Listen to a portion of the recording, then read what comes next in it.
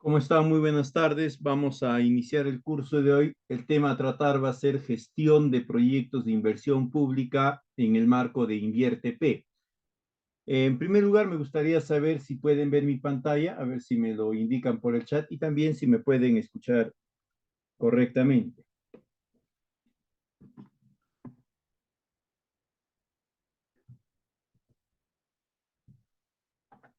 A ver,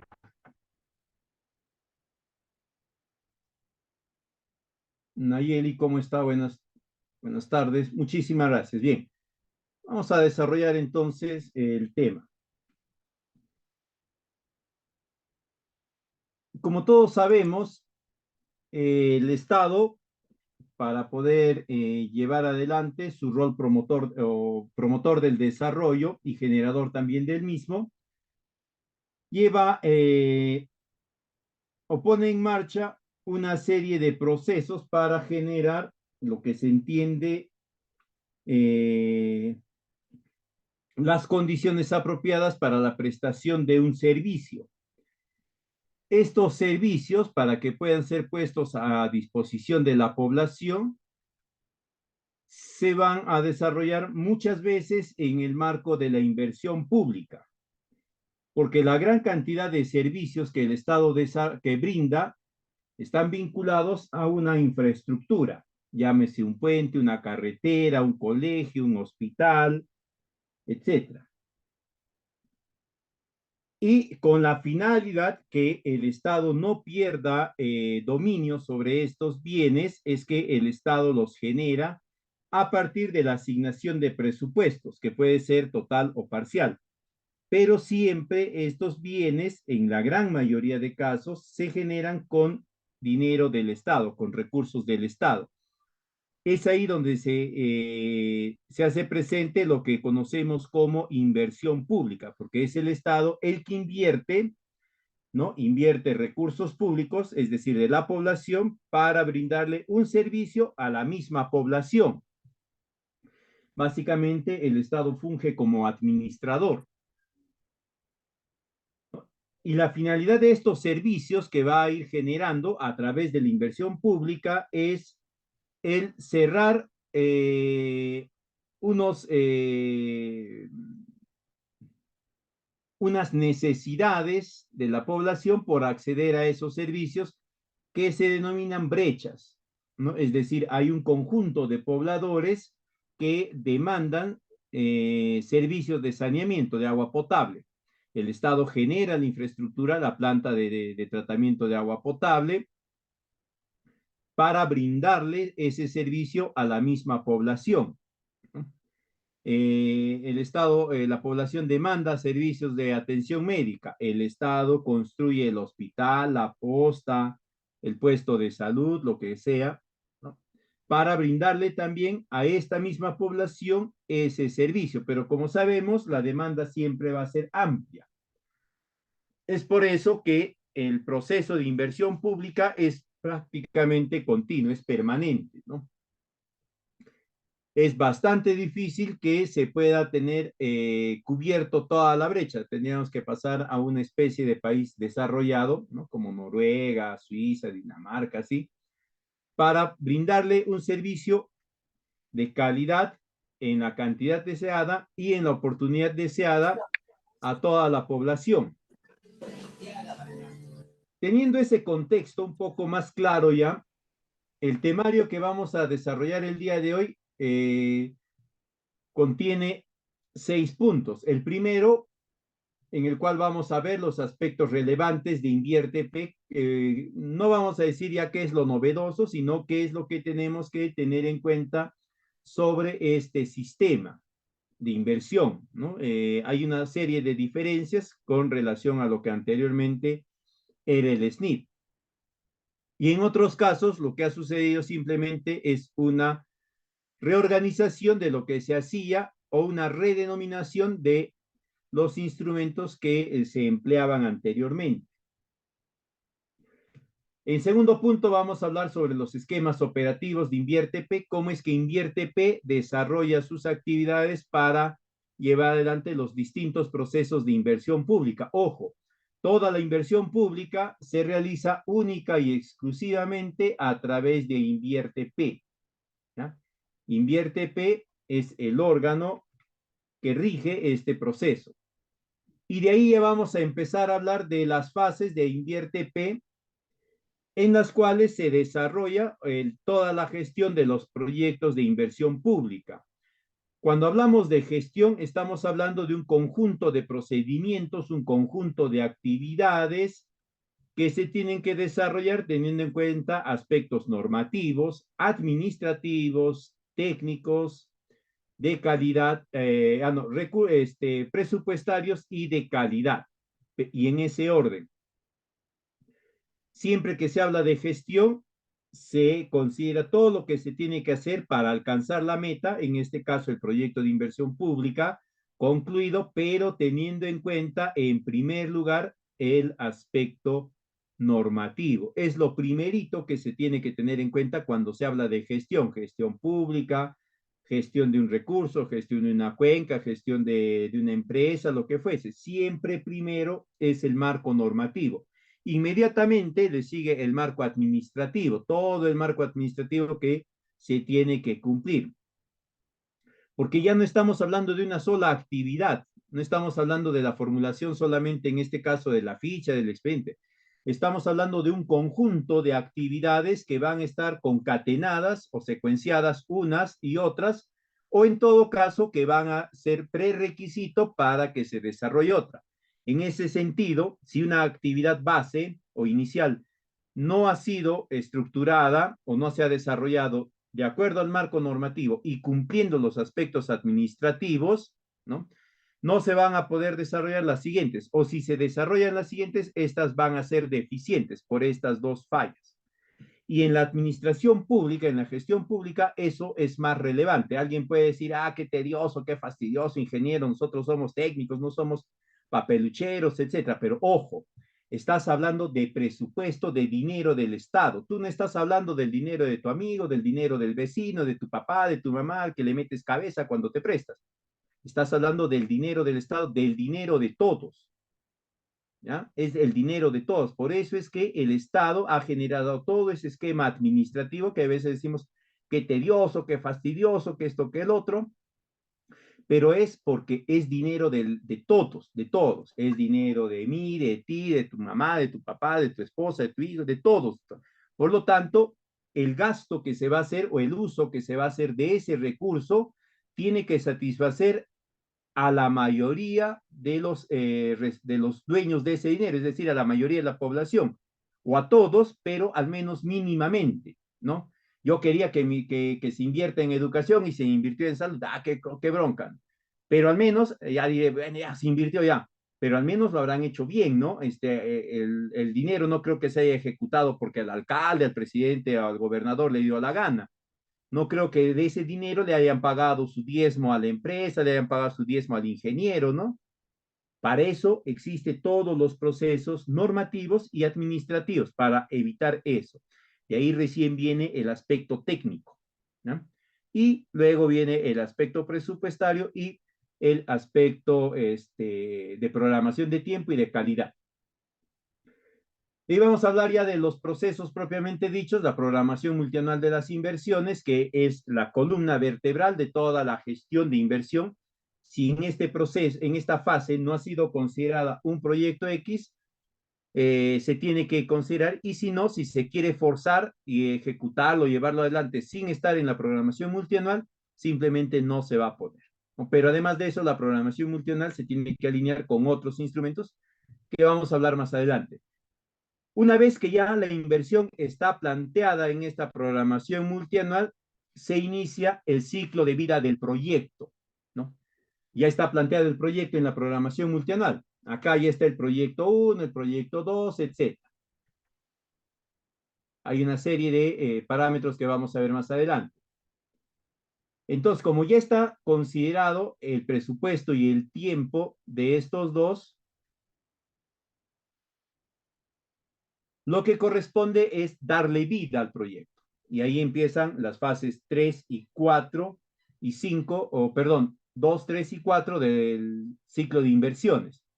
la formulación en la cual se genera el estudio de preinversión. En esta parte se genera el estudio de preinversión, que puede ser a través de una ficha, perdón, a través de la ficha de los formatos 6A o B, puede ser a través de las fichas técnicas específicas, sectoriales, o puede ser también a través de un perfil simple o un perfil reforzado. Cualquiera de esos viene a ser un estudio de preinversión. Y ahí concluye esta fase. Y ahí viene la ejecución en la cual se inicia con la elaboración del estudio de inversión, que nosotros lo conocemos como expediente técnico, ¿no? Es expediente técnico del proyecto, por si acaso. No es expediente técnico de la obra, ¿ya? Ahora vamos a ver las diferencias. Y viene a continuación nada más de esto, se supone que en un lapso de 2, 3 meses, medio año nada más, muy seguido, la ejecución financiera. ¿Qué quiere decir la ejecución financiera? La realización del gasto para hacer realidad este expediente técnico. Y luego tenemos la cuarta fase de funcionamiento, donde se lleva adelante el monitoreo. Esta es una de las fases nuevas de Invierte P, ¿no? Acá se realiza el monitoreo. ¿Qué se monitorea? Se monitorea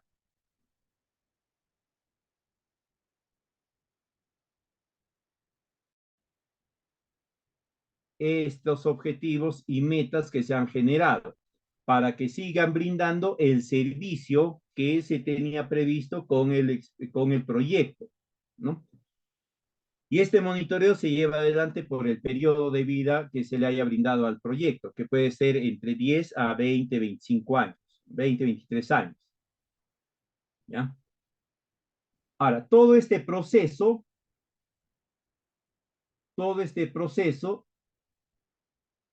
debe tomar, por lo general, 3 años.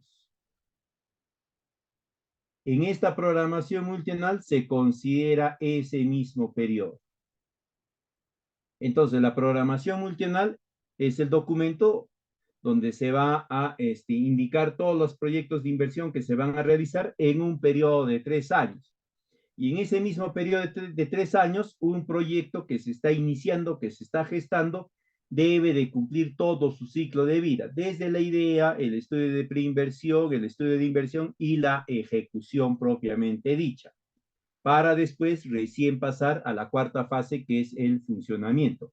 Esta es otra de las, digamos, entre comillas, innovaciones de Invierte P. Acá, por si acaso, en la formulación y evaluación se puede considerar un monto de reinversión en etapa de funcionamiento para garantizar que este proyecto alcance el periodo, el horizonte de evaluación del proyecto, que como les dije puede ir de 10 hasta un máximo de 20 años, ¿no? Y esto que vamos a ver a continuación, sobre todo de las fichas, ¿no? Y de algunos plazos, es para el 76% de proyectos. Bien, vamos a desarrollar ahora el tema.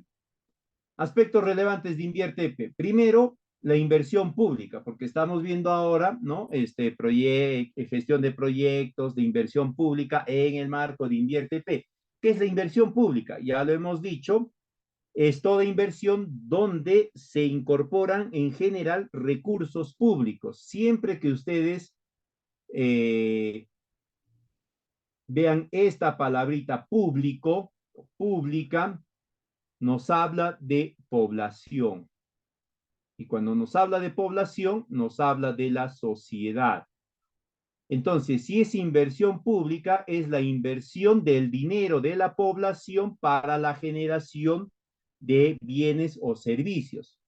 Por eso acá también dice recursos públicos. No solamente es dinero, es tiempo, dedicación, conocimientos de una persona que va a ser el funcionario público, llámese alcalde, gerente, jefe, lo que sea, u otra que se toma los servicios con dinero del Estado, con recursos públicos, para que incorpore sus conocimientos, su expertise en la conclusión de este proceso de generación de bienes o de servicios. Además de eso, la inversión pública siempre tiene un carácter temporal, ¿ya? Por lo general es de corto plazo, es decir, 3 años. Pueden haber periodos mayores de 5, 10, 15 años. Y también la incorporación de recursos públicos puede ser total o parcial, es decir, el 100% de la inversión se lleva adelante con dinero del Estado o con recursos del Estado, o se lleva adelante de forma compartida, ¿no? Las famosas asociaciones público-privadas. Ahora, lo otro es que en el marco de InvierteP lo que se busca es orientar el proceso de inversión hacia una inversión inteligente, que esté bien direccionado. ¿Qué quiere decir? Que tenga un buen direccionamiento, que estén en cierta forma estandarizados los procesos y las metodologías de planificación, es decir, que se conozca de antemano hacia qué prioridades se van a orientar las inversiones. Ya no es como antes, ¿no? Que dependiendo de la voluntad y el carácter y la animosidad de un alcalde o de una autoridad en general, ¿no? Se hacían más proyectos de infraestructura, algunos decían más carreteras, otros hacían un parque, hay un parque de la Maca que no tiene forma, está ahí, hay un parque a la familia, hay un parque al Zapato, hay una serie de parques que no se sabe por qué lo hicieron, ¿no? Es más, el monto que se indica que se ejecutó para eso es escandalosamente fuera de contexto. Para evitar eso, ahora se tiene una dirección clara. Ya se sabe de antemano hacia dónde se tienen que orientar los proyectos. Y para esto, lo que se han generado son las brechas. Las brechas, como ya habíamos dicho, vienen a ser las necesidades insatisfechas de la población por acceder a servicios. Entonces sabemos que la población va a tener mayor demanda de un servicio determinado. Por lo general, el servicio que la población demanda mayormente, perdón, es el de saneamiento, ¿no? Entonces, la brecha principal es priorizada es saneamiento. Eso quiere decir que tiene un puntaje mayor en cuanto a la prelación de proyectos de inversión. Se va a priorizar siempre generar inversión relacionada al saneamiento, luego viene salud, luego viene educación, transporte, agricultura y otros más.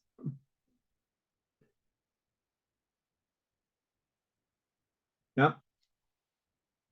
Lo otro es que se considera que hay un periodo apropiado para el desarrollo de toda esta inversión, ¿no? Que debe abarcar el ciclo de inversiones, es decir, todo el ciclo de vida del proyecto, y que tiene que ser en un periodo máximo de 3 años.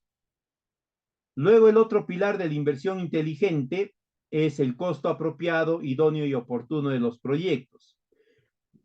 Como ya están orientadas las brechas, es decir, ya sabemos que se deben priorizar proyectos de saneamiento y luego de salud, después de educación, etcétera, es poco probable, ¿no? Prácticamente diríamos que es casi imposible que una autoridad diga, no, no, no, no, no, acá en mi distrito, porque yo quiero y pertenezco al movimiento Los Ambientales del Perú, ¿no?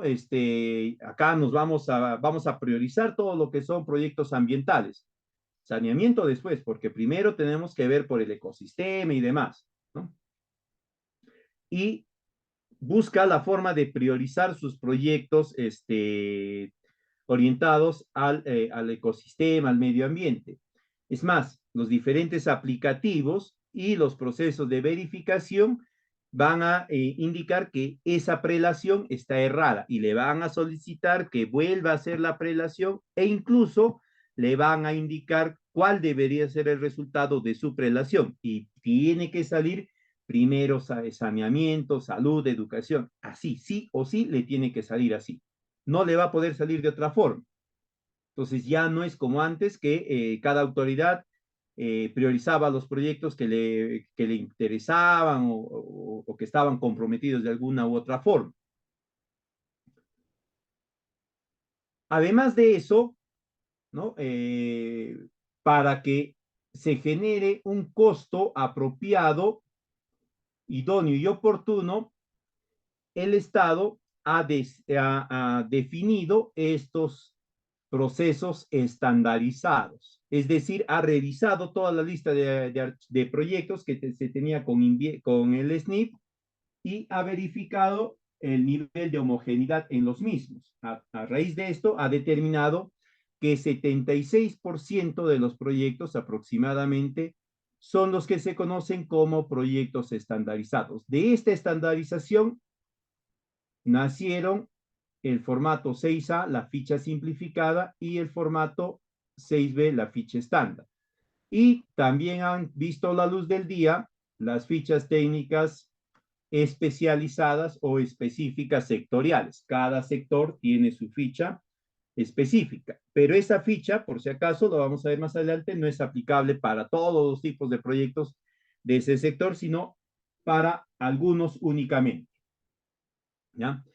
En estas fichas, entonces, como ustedes habrán visto, ya el proceso de formulación de evaluación está predefinido, ¿no? Ya se sabe que se tiene que plantear en componentes, luego en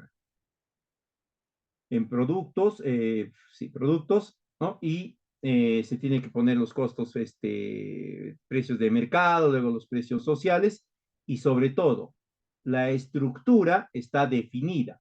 Es un cuadro, ¿no? En las filas, títulos de filas, vienen las actividades, en los títulos de columnas están los años. Anterior a eso, en el SNIP, ese cuadro quedaba a criterio del formulador. Algunos lo hacíamos así, otros poníamos las actividades en título de columnas, los años en título de filas, el proceso de estimación de los costos incrementales, de los beneficios incrementales, lo hacíamos en diferentes esquemas, de diferentes formas, y eso obviamente generaba un retraso, porque el que revisaba tenía que meterse a la cabeza del que ha elaborado esa vez era el perfil, para entender, ¿no? ¿Qué quería decir con eso? Porque valga la verdad, también muchos de los formuladores no explicaban bien su esquema. Y entonces, hasta que yo entienda cómo es que ha planteado, por qué le está poniendo este dato acá, de dónde apareció, de dónde salió, quién lo colocó, tal vez tuvo una iluminación divina y se le ocurrió poner esa cifra, hasta eso se pasaba pues un mes, 2 meses, 3 meses, 4 meses, 5 meses. Hay veces se pedía las aclaraciones y se demoraban otro tanto. Entonces, con la finalidad de evitar todo eso, es que se han generado estas fichas. Y todos los proyectos se tienen que realizar bajo estos esquemas. Pero como ven ustedes, hay un 76% que son estandarizados. Quiere decir que hay un 24% que no son estandarizados. Para estos están el perfil simple y el perfil reforzado, que vamos a ver más adelante. Y el otro aspecto de la inversión inteligente es la inversión en mantenimiento del capital generado. Por si acaso, en la inversión pública se generan hasta 5 tipos de capitales. Los vamos a ver más adelante. ¿Ya? Acá hay 5 tipos de capitales. Lo que se busca con esto es generar las condiciones apropiadas a partir de sinergias, de alianzas estratégicas, de compromisos de los mismos beneficiarios, de la entidad y en último de los casos del mismo Estado, para brindarle condiciones idóneas a esa inversión que se ha generado para que mantenga su nivel de operatividad, es decir, brindando los servicios en la cantidad, calidad y oportunidad que se plantearon en el expediente técnico a lo largo del horizonte de evaluación. De esta forma, lo que se busca es que este capital que se genera, llámese infraestructura, conocimiento, equipamiento, etcétera, no se pierda en un periodo inferior, como sucedía antes, ¿no? Se generaba la planta de tratamiento y no se había considerado el mantenimiento. Sucedía algún imprevisto que se dañaba y no había cómo ponerla operativa nuevamente. ¿Por qué? Porque no se había establecido cómo se iba a cubrir ese mantenimiento, esa operación. Y se tenía que volver a solicitar un presupuesto para volver a, a poner la operativa, pero ya de por medio habían otras inversiones y demás, ¿no? Entonces el Estado como que se veía sorprendido, es como que un padre de familia, su hijo sale y le dice, papá, voy a ir a la fiesta, dame 50 soles para mi taxi y algunos gastos, ¿no? Y le da 50 soles y a medianoche te llama y dice, ¿sabes qué, papá?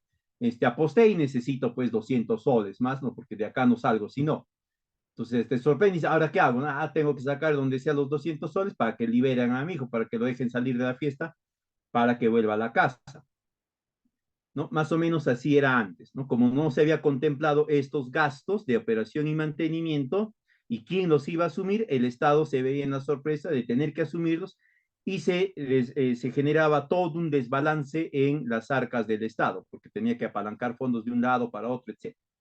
Esta es la inversión pública inteligente. Y bajo este esquema funciona toda la gestión, ¿ya? Toda la gestión.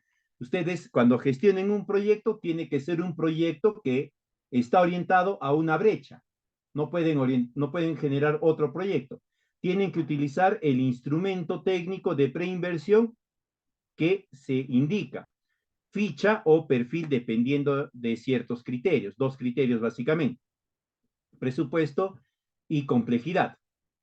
Y después tienen que considerar todo la estrategia de operación y mantenimiento. ¿Quién lo va a hacer? ¿No? ¿Quién se va a encargar de la operación y mantenimiento? Por ejemplo, en saneamiento, la operación y mantenimiento se encargan las JACES o en su defecto la EPS a la que se le concesiona el servicio. En carreteras, el mantenimiento es responsabilidad de la municipalidad distrital, en caminos vecinales, pero lo desarrolla a través de estos proyectos de mantenimiento de vías vecinales, ¿no? Por administración indirecta. Pero el responsable es la municipalidad. ¿Y de dónde sale el presupuesto en vías vecinales? Del mismo Estado. ¿De dónde sale el presupuesto en saneamiento para mantener y operar la infraestructura? De los usuarios, porque ellos son los que están usando la infraestructura y el patrimonio agua, ¿no? Porque no es que se lo está llevando, se lo está consumiendo Diosito, la Pachamama, etcétera, sino lo están consumiendo los mismos usuarios. Por lo tanto, quienes deben de pagar por ese recurso que están empleando son los usuarios. Y este dinero que juntan a través de la cuota familiar, ¿no? En las JACES, se destina para la operación y mantenimiento de la infraestructura. Eso es este pilar de la inversión pública inteligente. Entonces vamos a encontrar cuatro ejes en este proceso de inversiones públicas. La programación multianual, que viene a ser la columna, ¿no? Ahí se tiene que incorporar toda la planificación de inversión en los diferentes momentos en que se encuentren estas en un periodo de 3 años. ¿Qué quiere decir la inversión en los diferentes momentos? Tú vas a plantear, lo vamos a ver más adelante, para 3 años tus proyectos. Algunos pueden estar en ficha, otros pueden estar en ejecución, unos en ficha, unos en expediente técnico, etcétera, ¿no? Entonces tú tienes que considerar todos ellos tal como están en esta programación. Luego está la simplificación de la formulación a través de las fichas, la desburocratización de los procesos y procedimientos también a través de las fichas y a través de guías sobre cómo se debe de llevar adelante el proceso de cálculo de los ratios de inversión, de cómo se debe de constituir un expediente técnico, qué aspectos tienen que tener en cuenta, etcétera. Eso lo vamos a ver cuando hablemos de expediente técnico. Y finalmente, el establecimiento de un sistema de seguimiento y evaluación. Acá InvierteP ha desarrollado todo un esquema cruzado de verificación de información de inversión, donde no solamente está InvierteP, están también otros sistemas que vamos a verlos más adelante. Entonces tenemos dos pilares de la inversión, que es la programación multianual, en la cual se concentra la eficacia. Acá tenemos que plantear apropiadamente los proyectos considerando su presupuesto y el tiempo. El presupuesto no solamente del proyecto propiamente dicho, sino del conjunto de gastos adicionales para garantizar que ese proyecto funcione. Por ejemplo, en saneamiento, ¿no? La ficha tal vez te cueste 20.000 soles, el expediente técnico que te cueste 180.000, ¿no? Estamos hablando de 200.000. Y la ejecución que te cueste 5 millones, 4 millones 800.000. Estamos hablando de un presupuesto total de 5 millones. Pero hay gastos intermedios, saneamiento físico legal de las áreas donde se va a instalar la planta de tratamiento de agua potable, expropiación de predios por donde va a cruzar el sistema de conducción, la obtención de licencias, etcétera. Todos esos gastos, ¿quién lo asume? Todo eso también forma parte de esta programación. Entonces, no solamente el presupuesto es referido a la ficha, al estudio de preinversión, al estudio de inversión, a la ejecución, sino también a otros gastos de gestión, etcétera. Ahí también está la residencia, perdón, está la supervisión, la liquidación, obtención de licencias, permisos, etcétera. Y el tiempo igual. Cada uno de estos te va a irrogar un tiempo.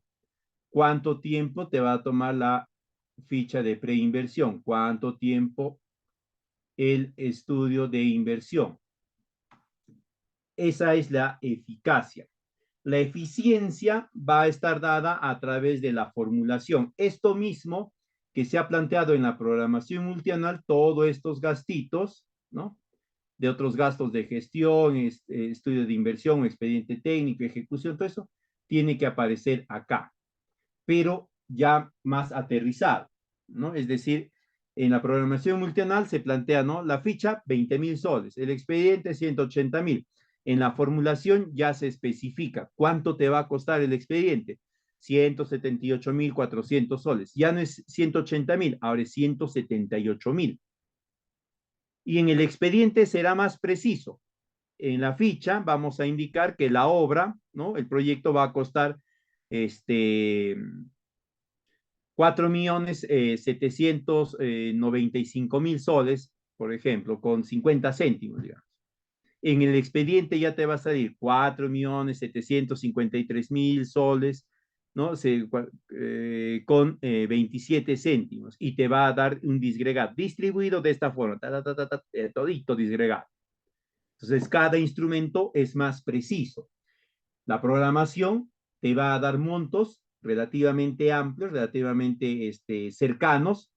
La formulación te va a dar montos ya más puntuales y el expediente técnico te va a dar un monto exacto, un monto definido.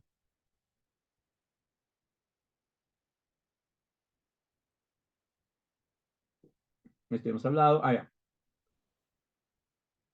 ¿Qué tipo de inversiones atiende Invierte P? Por si acaso. Atiende dos tipos de inversiones. Las denominadas inversiones PIB, donde están todos los proyectos de inversión pública, y las inversiones no PIB. ¿Cuál es la diferencia básica de las dos? Como bien dice acá, las inversiones PIB forman capitales. ¿Qué tipo de capitales? Les había dicho que hasta 5. Físico, humano, natural, institucional, intelectual. Un dato o una recomendación. Busquen siempre que su proyecto de inversión forme la mayor cantidad de estos capitales. Físico, la infraestructura, el equipamiento. Humano, el entrenamiento del personal que va a emplear la infraestructura más los equipos y también el entrenamiento de la población, el saneamiento, por ejemplo. Natural, todas las medidas de mitigación de impacto ambiental o de mejora de las condiciones ambientales. Por ejemplo, en un proyecto productivo donde se va a intervenir sobre la cadena productiva de leche y se va a promover el desarrollo de derivados de la leche, quesos, digamos. Un residuo de este proceso va a ser, ¿cómo se llama esto? Se me fue el término, ¿no? Lo que queda cuando se separa la leche que se corta para el queso y queda el suero, ¿no? Ese suero, ¿no? Cuando se tira indiscriminadamente, en un momento se puede convertir en una acción que va a alterar el medio ambiente. Es un impacto ambiental. Manejado apropiadamente, se va a mitigar ese impacto. Y manejado idóneamente, se va a mejorar el ecosistema a través de un subproceso al suelo. Por ejemplo, se puede incorporar para la nidificación o para el compostaje o para generar bioles. Entonces ya se está generando también un capital natural. Institucional, porque la entidad que va a llevar adelante toda la inversión va a alcanzar ir cerrando las brechas y al final va a brindar un servicio. Si construye una posta, va a brindar un servicio de salud. Si se construye un colegio, se brinda servicios educativos. Se construye una planta de tratamiento de aguas residuales, servicio de saneamiento. Se implementa una planta de tratamiento de residuos sólidos, servicio de recojo de residuos sólidos. Entonces, se genera también capital institucional. Y finalmente, se va a generar capital intelectual en la medida que la propuesta sea la apropiada, se cumple en el periodo que se ha indicado. En ese sentido, va a quedar como una experiencia replicable para usar la misma estrategia sucesivamente o incluso mejorar, ¿no? Ese es uno. Otro, como se va a formar varios tipos de capitales a través de estos proyectos denominados PIP, estos van a resolver siempre un problema más sus causas. Ojo, la inversión PIP siempre resuelve un problema más las causas que ustedes van a identificar. ¿Ya? Y ahí están las dos diferencias. Las inversiones no PIP no generan capital físico, humano, natural al mismo tiempo. Te generan un solo tipo de capital, porque son inversiones puntuales. Tampoco en ese sentido van a buscar resolver un problema y sus causas. Van a buscar resolver una causa específica y puntual, generalmente relacionada a un bien o a un servicio. ¿Ya? Entonces, acá en estas inversiones PIB encontramos las inversiones de optimización, de ampliación marginal, de reposición y de rehabilitación o de reparación. Si ven ustedes acá, apareció I de inversión, de optimización, de ampliación, de reposición y de rehabilitación. Las famosas IORs. Acá no hay estos. Acá son cuatro naturalezas diferentes. Es la creación, ampliación, mejoramiento y recuperación. Pero no es de un bien o un servicio, sino es de bienes, varios bienes y varios servicios. Muchos, varios. No es uno solo, ¿ya? Y todos estos están centrados en algo denominado unidad productiva. Las naturalezas de las intervenciones PIP, entonces, como habíamos dicho, van a ser cuatro. Creación, mejoramiento, ampliación y recuperación ¿de qué? De algo denominado unidad productiva, UP. ¿Qué es la unidad productiva? La unidad productiva es el conjunto de bienes y servicios que una entidad administra, una entidad del Estado, para brindarle un servicio a la población. Esa es unidad productiva. Para que quede claro, por ejemplo, tenemos el servicio educativo. ¿Qué se requiere para brindar el servicio educativo? Primero, el colegio. ¿Va a estar el colegio? No. ¿Qué hago yo teniendo el colegio si no tiene puertas, no tiene ventanas, no tiene laptop, no tiene proyector, no tiene pizarra, no tiene pupitre, no tiene nada? Entonces, a continuación viene el equipamiento. ¿Y qué haré yo con un colegio ya muy bonito, pintado, con sus puertitas y todo lo demás, si no hay quienes lo pongan en operación? Es decir, no hay una plana de docentes, no hay un director, nadie que sepa cómo gestionarlo. Entonces, acá aparece la capacitación o los servicios de capacitación del personal. puede ser de quienes van a gestionar la infraestructura, como en el caso de colegios, o también de quienes van a hacerle el mantenimiento. En el caso de saneamiento, ¿no? En el caso del servicio de agua potable,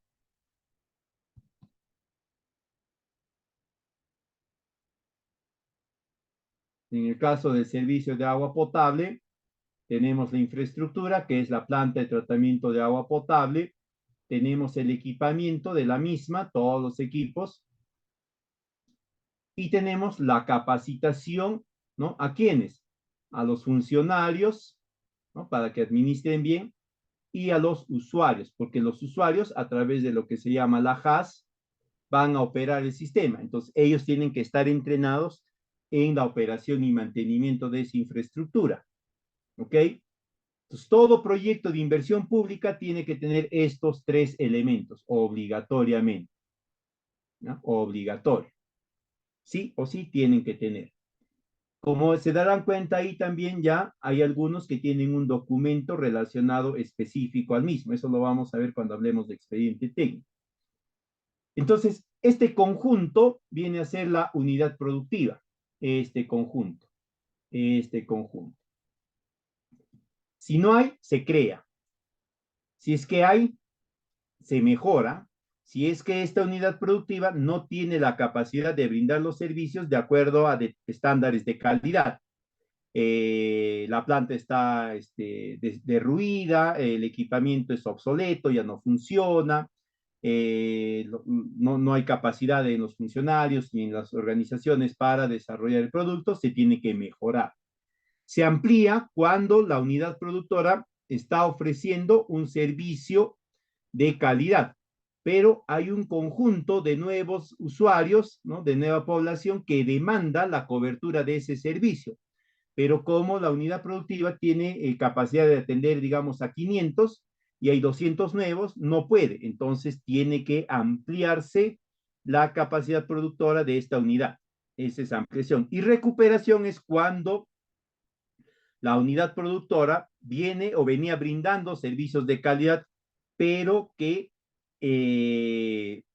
a raíz de un incremento de la población, qué sé yo, ¿no? La unidad hizo un esfuerzo por brindarle servicio a todos, pero la calidad bajó, ¿no? Por ejemplo, en saneamiento.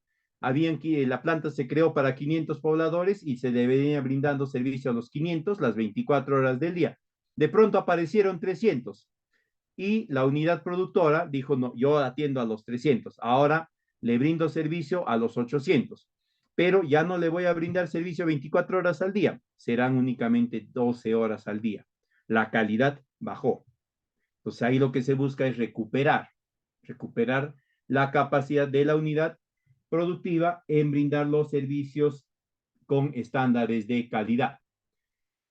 Rápidamente, hay unos órganos vinculados a InvierteP. Ojo, la Dirección General de la Programación Multianual de las Inversiones es el ente rector de todo el proceso de inversión pública.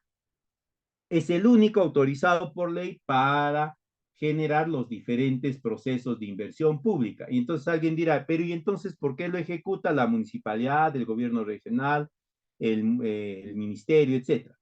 Porque este ente rector le ha transferido funciones y responsabilidades a estas dependencias a través del órgano resolutivo.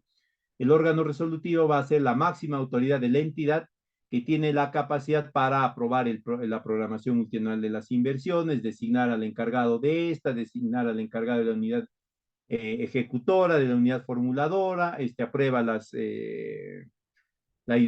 brechas identificadas, las modificaciones, ¿ya?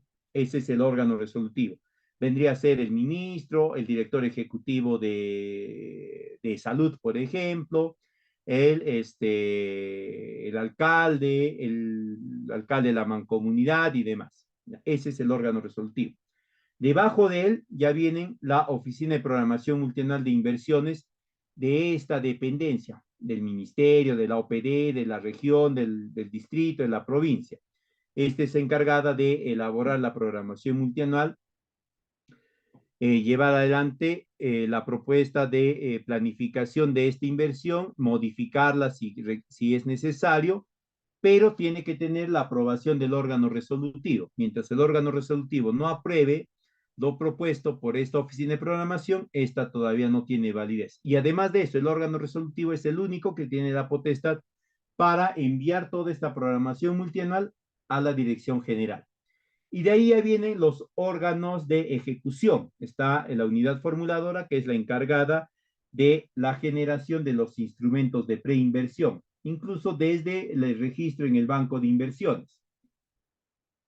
Y luego está la unidad ejecutora, que viene a ser la encargada de la elaboración del estudio de preinversión, o perdón, de inversión, llámese expediente técnico o documento equivalente. Y también es la responsable de la ejecución física de la inversión. Esos son los órganos de Invierte P. Esto es uno, este es único. ¿Ya? Este de acá hay solo una y es a nivel nacional, este de acá.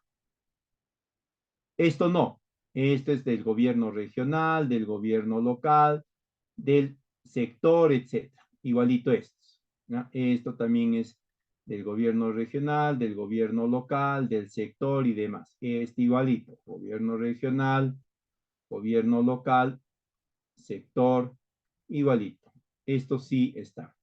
Para que puedan llevar adelante estos procesos, ya Invierte P ha definido unos convenios tipo, son básicamente 4, que se establece entre Invierte P y las diferentes dependencias. Ya de esto ya hemos hablado.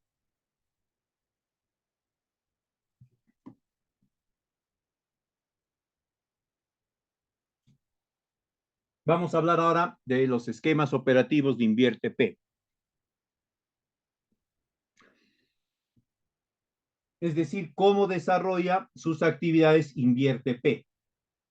Como les había dicho, es el único responsable de la inversión pública, pero no lo puede desarrollar solo, ¿no?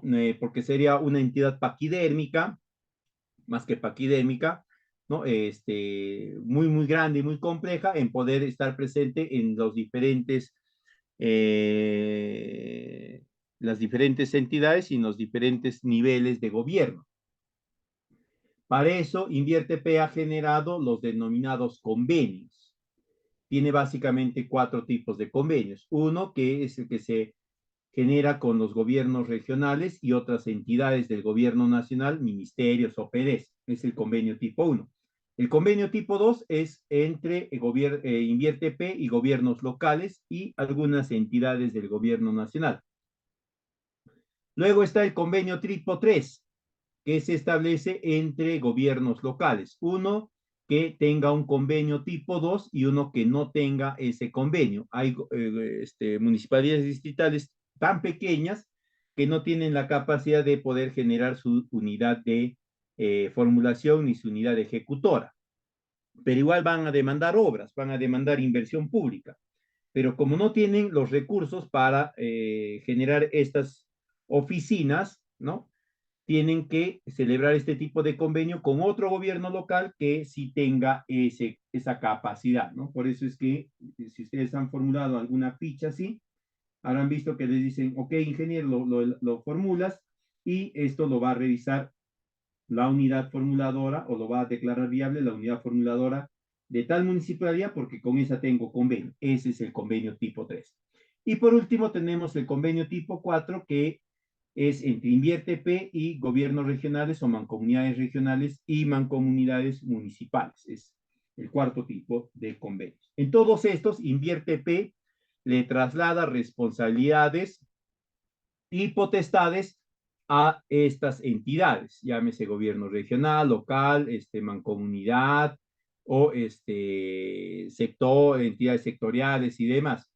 Pero en ningún caso Invierte P pierde sus derechos de ente rector.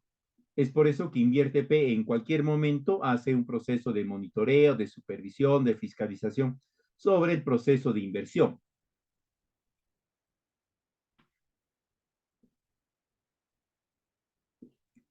Otro aspecto importante que ustedes deben de tener en cuenta a lo largo de la gestión es que ustedes deben articular el alcance, el tiempo y el costo. El alcance está referido al ciclo de inversión, al ciclo de vida del proyecto. Y esto es vinculado a las fases de la inversión pública, programación multianual, formulación, ejecución y funcionamiento. Tienen que plantear su proyecto en este esquema. Primero lo ponen en la programación multianual, luego elaboran su ficha o su estudio de preinversión, luego el estudio de inversión, expediente técnico, lo ejecutan y tienen que ver cómo se va a mantener operativa esa inversión. Ese es el alcance. A esto tienen que articularle el ciclo presupuestal. Recuerden ustedes que el presupuesto del Estado no se maneja como el presupuesto privado o el presupuesto de casa, ¿no? Donde una persona necesita dinero y va a meter la mano al bolsillo o a la billetera del esposo, de la esposa, y listo. Estamos hablando de dinero del Estado. Y hay todo un proceso para la asignación de estos presupuestos. Empieza con la programación, la formulación, la aprobación de los gastos, la ejecución, el control y la evaluación. Eso tienen que considerarlo ustedes en su articulación. Es decir, tú no puedes plantear un proyecto o la ejecución, la elaboración de un expediente técnico y considerar que este expediente se tiene que iniciar en marzo del 2023, ¿no? Y a mediados de febrero recién voy a presentar mi necesidad de contratación, porque no va a funcionar, porque hay un periodo para que te asignen el presupuesto. Es más, te van a decir, usted debió haberlo comunicado antes del inicio del ejercicio. Ahora puede, sí, se le puede atender, hay que regularizar, pero la regularización toma tiempo. Entonces, ustedes tienen que considerar esto. Y adicionalmente, el ciclo de contrataciones. En el ejemplo de la contratación de un proyectista para el expediente técnico de saneamiento, ¿no? Tienen que considerar el plazo de contratación, las actuaciones previas, la selección y la ejecución contractual. No solamente contrato al proyectista por 15,000 soles y listo. No, esa contratación tiene que estar sujeta a un proceso de selección. Este proceso de selección tiene sus momentos y tiene sus requerimientos, ¿no? Se tiene que definir las actuaciones previas, la conformación del comité, la preparación de bases, la publicación de bases, la absolución de preguntas, la integración y todo lo demás que ya ustedes saben. Eso también tienen que considerar cuando gestionen el proyecto, desde el nivel de ficha. Desde el nivel de ficha, luego lo mismo en expediente técnico y demás, ¿ya?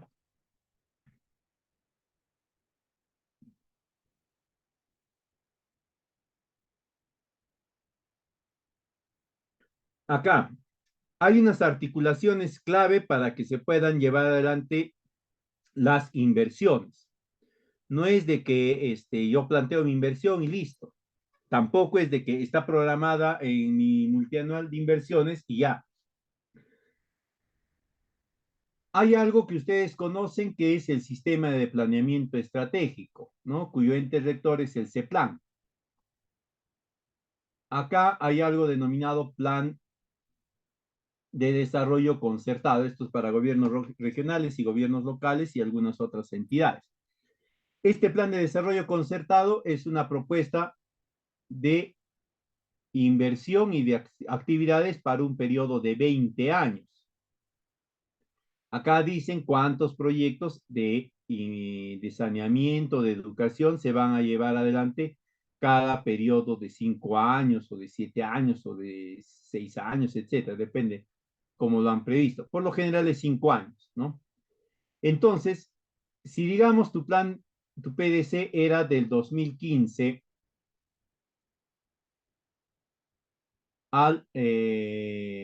vamos a ponerle 2030.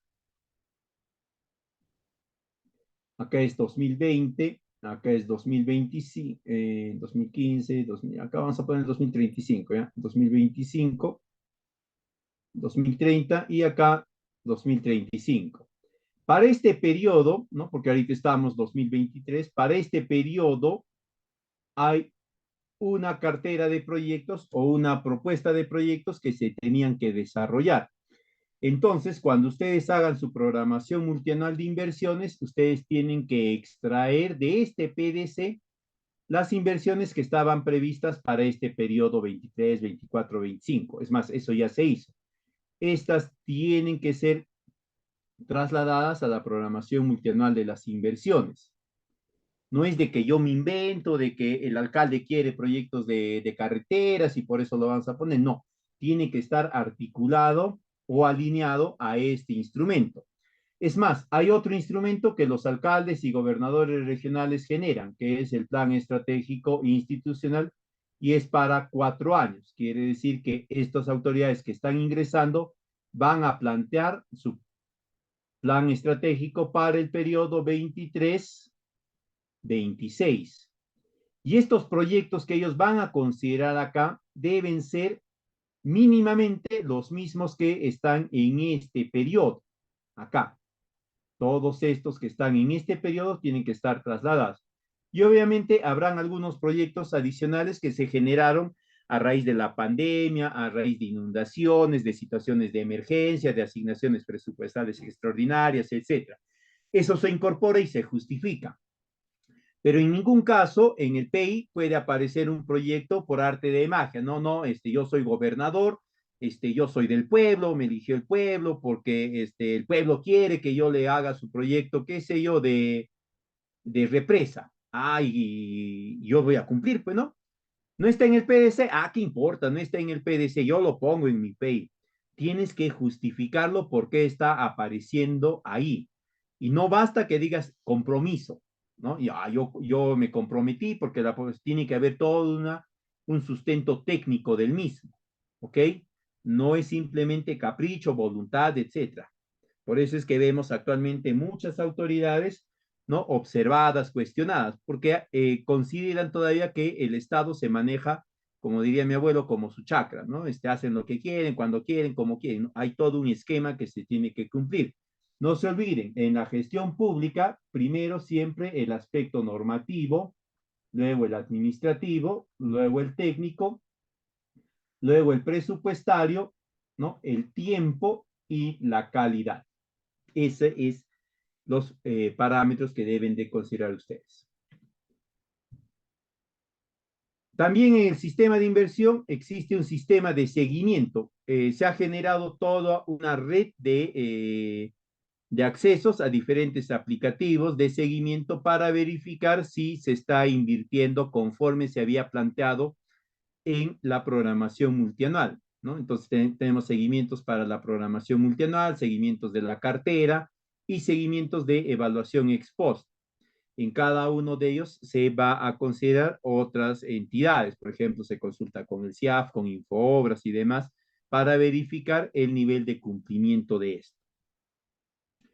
Ahora vamos a hablar ya sobre las fases de la gestión. Tenemos en primer lugar la programación multianual. Esta, por si acaso, la programación multianual se desarrolla o se presenta los primeros 5, 7, 15 días del año siguiente que va a entrar en vigencia. A la fecha tenemos la programación multianual del 23 al 25. Esta se ha presentado en enero del 2022. Entonces, las autoridades electas ya tienen comprometido el presupuesto de inversiones al menos por estos 3 años. ¿Quién lo ha comprometido? La autoridad que está dejando el cargo actualmente. ¿Se puede modificar? Sí, se puede modificar, pero hay un proceso que vamos a comentarlo más adelante y que es engorrosito. Bueno, no es tan engorroso, pero sí requiere un esfuerzo extraordinario. Entonces, ¿cómo se elabora esta programación multianual, no? La Oficina de Programación Multianual de las Inversiones, conjuntamente con la información de las unidades formuladoras y de las unidades ejecutoras, va a elaborar su programación multianual, porque ellos le van a indicar qué ficha se va a realizar, qué tiempo debe tomar y qué monto, qué expedientes se tiene que realizar y qué ejecuciones y qué tiempo y qué monto. Con esta información, esta oficina genera su programación, pero no es simplemente que estas le van a indicar y la oficina de programación es como mesa de parte, ¿no? Que recibe la información, la compila y listo, la traslada. Sino que después de recibir esta necesidad de esta información, va a realizar la priorización de la cartera de inversiones. Cada unidad formuladora y la unidad ejecutora le informarán pues sobre una cantidad grande de proyectos que demandan o que requieren o que serían importantes, pero la oficina de programación va a definir de todos ellos cuáles son los que se priorizan el año 1, el año 2, el año 3 de su propuesta de programación. Una vez que está elaborado, se lo traslada al órgano resolutivo, que es la autoridad de máximo nivel de la entidad, alcalde, gobernador, ministro, etcétera, y este lo comunica a la Dirección General de InvierteP. Esta dirección general va a compilar todas las programaciones multianuales de todas las entidades y va a elaborar su programación multianual de inversiones del Estado. Y esta la va a poner a consideración de la Dirección General de Presupuesto Público, la Dirección General de Endeudamiento y Tesoro Público y la Dirección General de Promoción de la Inversión Privada, ¿no? Todos estos van a verificar esto y acá hay otra dirección que es la Dirección General de Planeamiento, para que verifiquen si tiene concordancia con el CEPLAN. Acá está. ¿Ya? Y según lo que ellos revisan y verifican, le van a informar a InvierteP, a la Dirección General de Programación Multianual de Inversiones, si deben hacer modificaciones en la programación de las diferentes entidades. Esta le va a indicar a su vez a cada órgano resolutivo, es decir, a cada entidad, ¿no? Las modificaciones que tienen que hacer y esto lo tienen que reenviar en un plazo máximo hasta agosto. Ahí la Dirección General nuevamente las compila y las traslada al MEF para que estas, la Dirección General de Presupuesto, de Endeudamiento y Tesoro Público, sobre todo, elaboren el presupuesto anual de la República para el año siguiente, para el 2023 en este caso. Y lo presentan ante el Congreso, lo presentan ante el MEF para que el MEF lo integre al proyecto de presupuesto anual de la República. Esto lo presenta al Congreso y el Congreso lo debate y lo autoriza. Y acá viene lo interesante. Como el Congreso lo autoriza a través de una ley, ¿no? La ley de presupuesto, la ley está hecha para cumplirse al pie de la letra. Entonces, si tú has planteado en tu programación multianual de la inversión que ahora ya es parte de la ley de presupuesto, que vas a gastar 15,000 soles en la elaboración de una ficha de un proyecto de saneamiento, tienes que gastar ese monto únicamente. Y tienes que gastarlo en el periodo que has indicado, porque la ley lo recoge así. Si tú has dicho que lo vas a gastar entre octubre y diciembre del 2023, en ese periodo lo tienes que gastar. No lo puedes gastar antes a menos que informes el por qué. No lo puedes gastar después a menos que informes oportunamente la postergación. No es de que lo tenía que gastar en marzo y no lo pude gastar y estoy informando ahora en octubre que no lo voy a poder gastar en marzo. Pues qué penita, ¿no? Eso ya es inoportuno y ahí ya vienen una serie de observaciones, de procesos. Entonces, la oficina de programación multianual lo que hace es verificar los indicadores de brechas que son válidos para su jurisdicción. Cada entidad sectorial ha establecido sus brechas, ¿ya? Defensa, interior, agricultura, ambiente, vivienda, educación, salud, etcétera. Y son las únicas válidas. Ninguna entidad puede generar su propia brecha. No puede haber un gobierno regional que diga, no, no, no, yo soy del partido, los millonarios del Perú y yo voy a generar mi brecha. No, ya las brechas están establecidas. No se pueden generar nuevas brechas. ¿Ya? Lo que sí se puede hacer es priorizar qué brechas son más atendibles en su jurisdicción, ¿no? Pero siguiendo la priorización que anteriormente les comenté, ¿no? Saneamiento, salud, educación, transporte, agricultura, ¿no? Entonces, considerando estas brechas, se elabora la propuesta de programación. Hasta este año estaba vigente la programación multianual del periodo 2022, pero este culmina ahora, en diciembre, y ya se ha presentado los primeros días de enero y la primera quincena de febrero, la programación multianual 23-25. Y acá están más o menos los plazos que se tiene que cumplir, ¿no? Y tiene que abarcar un periodo de 3 años y tiene que estar alineada con los instrumentos que les mencioné anteriormente, ¿no? El plan de desarrollo concertado y la programación, el plan estratégico institucional. Con esto se establece la cartera de inversiones. Se va a priorizar qué proyectos. Acá se ha movido, mil disculpas. Se va a priorizar qué proyectos son los que se van a ejecutar.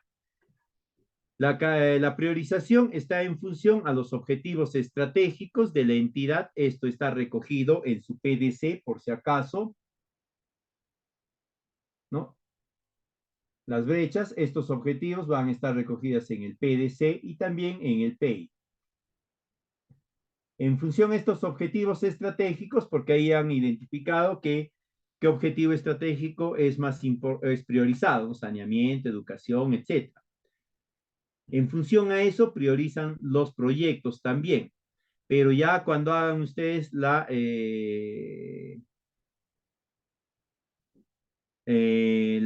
valoración, la puntuación de proyectos, tienen que considerar los criterios de brecha según sectores y establecen su cartera de inversiones.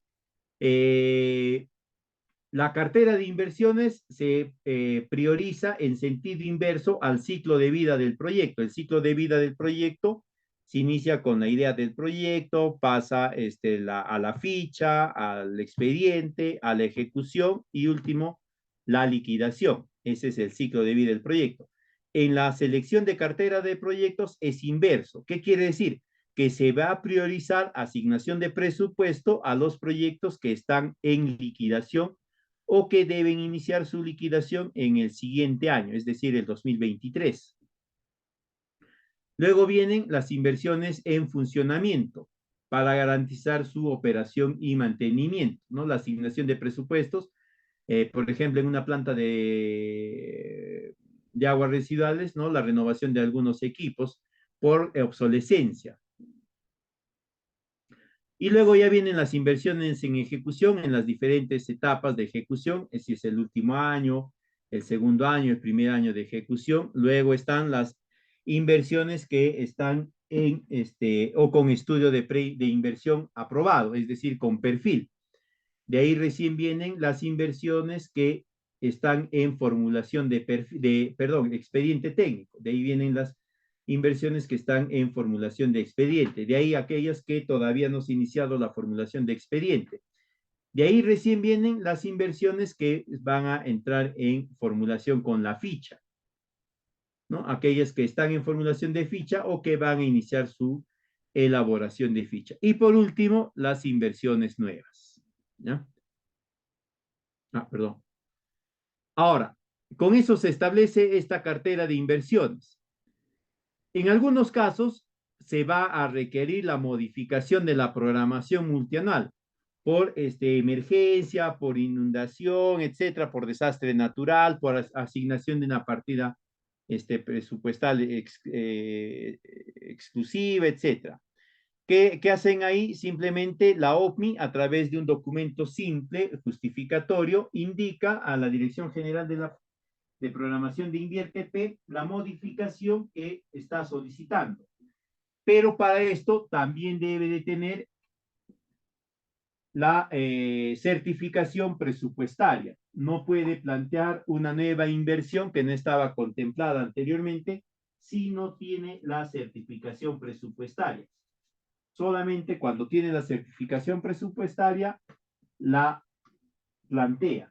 Antes de eso no lo va a poder hacer y si lo hace va a ser rechazada o le van a pedir que regularice primero la certificación presupuestaria. ¿Por qué? Porque la certificación presupuestaria es el documento que les da a entender que sí está disponible o va a estar disponible el presupuesto que están calculando en esta programación.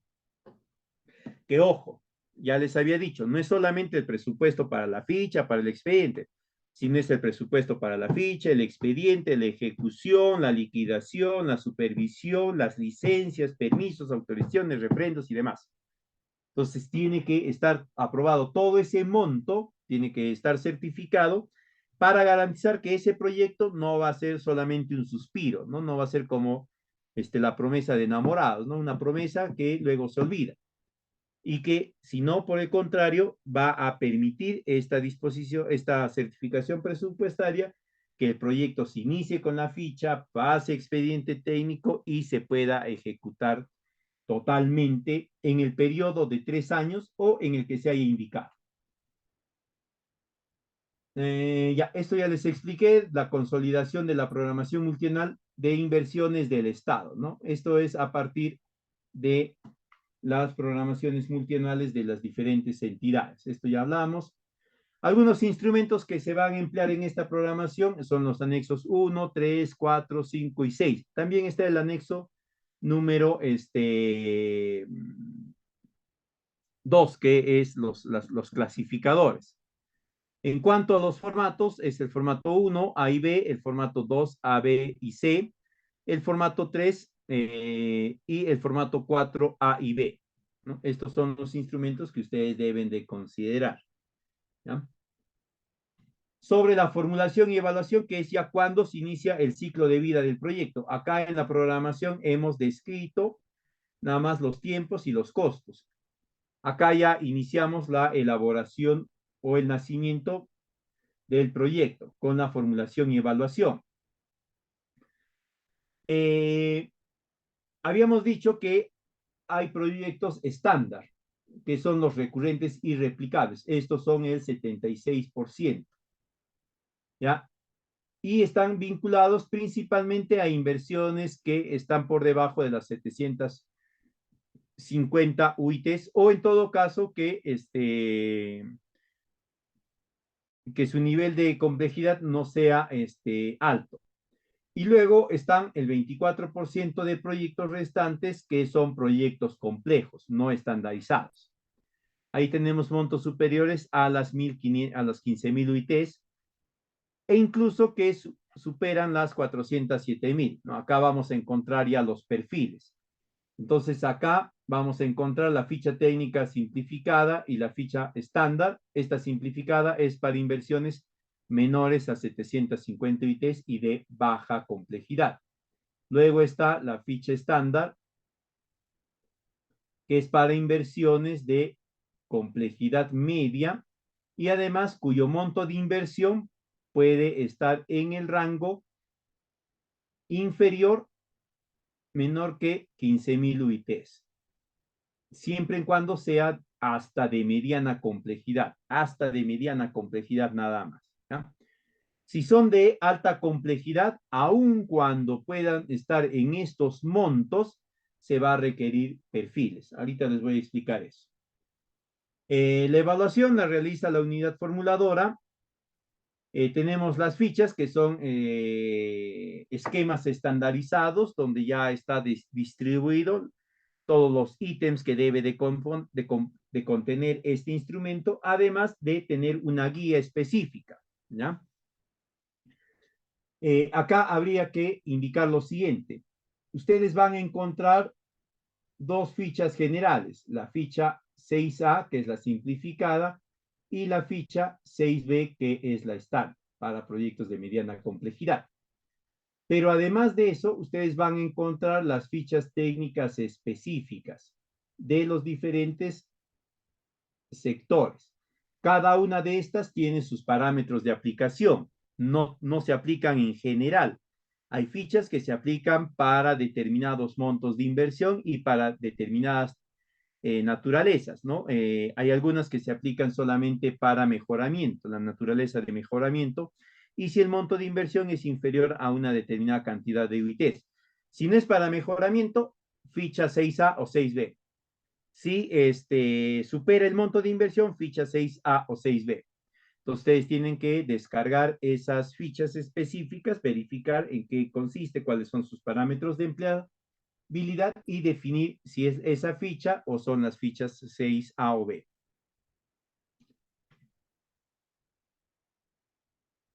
Entonces, habíamos dicho que vamos a encontrar proyectos, o los proyectos se van a clasificar de acuerdo a su complejidad y monto de inversión. Esta clasificación también va a indicarles el instrumento de preinversión a utilizar. No siempre va a ser la ficha y no siempre el criterio es el presupuesto. ¿Cuál es el criterio? Son dos criterios principalmente. Uno, el principal es el riesgo o la complejidad del proyecto. ¿Qué quiere decir complejidad o riesgo? Que requiere estudios adicionales, estudios más finos, más detallados, a mayor profundidad o en mayor cantidad. Por lo tanto, ¿no? La preinversión se ve sujeta a una serie de documentos previos que se tienen que generar. Eso es complejidad. Y el otro parámetro es el monto de inversión. ¿No? Entonces, ustedes pueden encontrar un proyecto que sea de 700 UITs, ¿no? Que es inferior a las 750 que vemos acá, ¿ya? Pero que en el test de riesgo, que es esto que está en el anexo 10, les alcanza un presupuesto, un puntaje de riesgo de 6, digamos. Si es de 6, es riesgo medio, está acá. Entonces no vas a poder usar la ficha simplificada, la 6A. Acá tendrás que usar la 6B, a pesar de ser de 700 UITs nada más. Entonces, al final, ¿quién determina el instrumento de preinversión que vas a utilizar? Es el test de riesgo, ¿no? Este test de riesgo más el monto de inversión, ¿no? Pero el eje es el test de riesgo. Pueden haber proyectos de 10.000 UITs, ¿no? Que podríamos pensar en una primera instancia es monto bajo, le corresponde ficha estándar nada más. Pero en el test de riesgo te sale un puntaje de 10, alta complejidad. ¿Qué quiere decir alta complejidad? Perfil. Perfil. Esto es ficha simplificada, esto es la ficha reforzada, o también puede ser la ficha técnica específica, acá también, ¿ya? Este es perfil, acá también va a ser perfil, acá también va a ser perfil. Y en estos va a ser perfil reforzado y perfil reforzado. ¿Quién te indica qué ítems debe de contener o qué información debe contener el perfil reforzado? El perfil es la entidad sectorial. Ellos ya te van a indicar. En la práctica, ya, las fichas vienen a ser el perfil de inversión que se tenía en el SNIP. El perfil viene a ser el equivalente al estudio de prefactibilidad y el perfil reforzado es el equivalente a lo que conocíamos antes como el estudio de factibilidad. Otro parámetro de la formulación es el horizonte de evaluación. Todo horizonte de evaluación tiene dos fases, ejecución y funcionamiento. La fase de ejecución puede estar en el periodo de 1 a 3 años. Es la ejecución nada más. Y la fase de funcionamiento puede ir desde los 10 hasta los 20 años. ¿Ya? Depende de las actividades, el alcance y tiempo de las actividades, te va a durar pues un proyecto de 1 a 3 años. En ejecución nada más. En ejecución. ¿Ya? Eso ténganlo presente entonces. Otro aspecto importante es el análisis técnico. ¿Qué quiere decir el análisis técnico? El análisis técnico viene a ser el dimensionamiento de las alternativas de solución. Tú vas a encontrar en tu ficha, vas a determinar tus alternativas de solución, ¿no? Una, dos, tres, no sé. Pero esas van a ser simplemente alternativas de solución, no son alternativas técnicas. Se va a convertir en alternativa técnica cuando se dimensione, cuando le des tamaño, es decir, cuántos bienes o servicios vas a generar con el proyecto, mejor dicho, para cuántos beneficiarios. cantidad de beneficiarios. Le des una localización o localizaciones donde va a generarse el bien o el servicio, en una localidad, 3, 4, 5, 10 localidades, etc. Y además, indiques el nivel de tecnología que vas a incorporar, es decir, capacitaciones, infraestructura, equipos, maquinarias y todo ello, ¿no?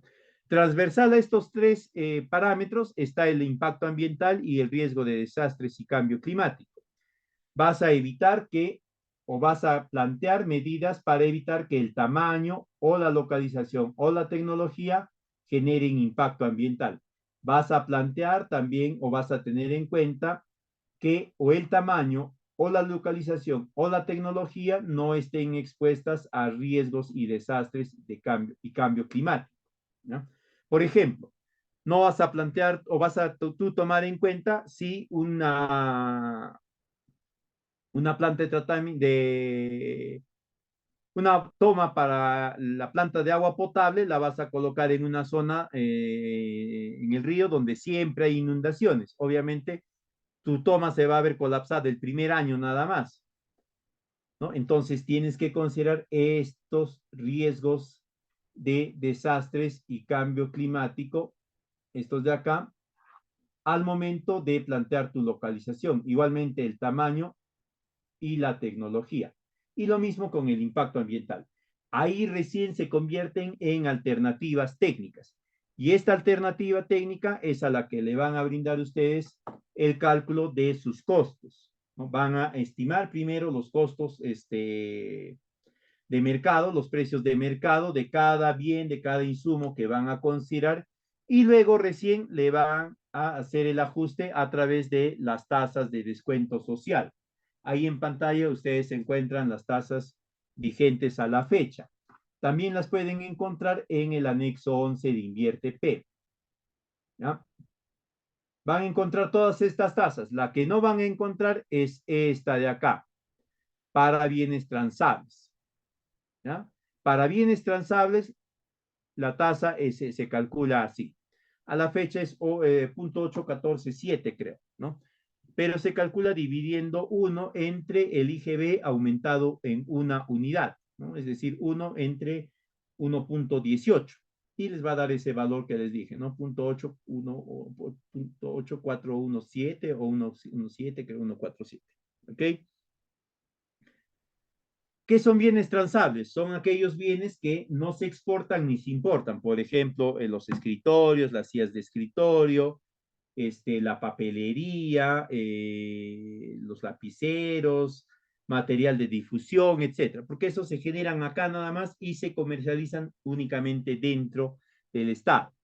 Si ustedes en un hospital van a requerir un equipo, un tomógrafo, ahí tienen que calcular ustedes, ¿no? El costo social de corrección de la divisa, estito de acacito, ¿ya? Si van a importar. Y luego está la tasa social de mano de obra, ¿no? Calificada, semicalificada, no calificada para Costa, Sierra y Selva y para Lima Metropolitana. De ahí van a estimar los indicadores de rentabilidad social. Ojo, en todo proyecto de inversión pública se trabajan con indicadores de rentabilidad social. ¿Por qué se trabajan? ¿Por qué decimos indicadores de rentabilidad social? Porque vas a calcularlos a partir de estos costos sociales, es decir, vas a haber obtenido un precio de mercado de un producto X, digamos, de 10,000. Ese es el precio de mercado. Y tu precio social va a ser aplicándole a esto la tasa social de descuento. Digamos que es 9,000, ¿ya? Un ejemplo, ¿eh? Así, tonto y grueso. Con este valor, que es un precio social, vas a calcular los indicadores de rentabilidad. Entonces ya no son indicadores de rentabilidad económica, porque no estás trabajando con precios privados o precios de mercado, sino con precios sociales. Vas a calcular el valor actual neto social y la tasa interna de retorno social. Acá no se olvide, ¿no? El BAN tiene que ser superior a cero y el TIR tiene que ser superior a la tasa de descuento. ¿Cuál es la tasa de descuento? Actualmente es de 8%. Tiene que ser superior a eso. Pero en ningún caso para un proyecto de inversión pública el TIR puede superar el 30%, porque quiere decir que es muy rentable y lo suficientemente rentable para que pueda ser abordado por la inversión privada, ¿no?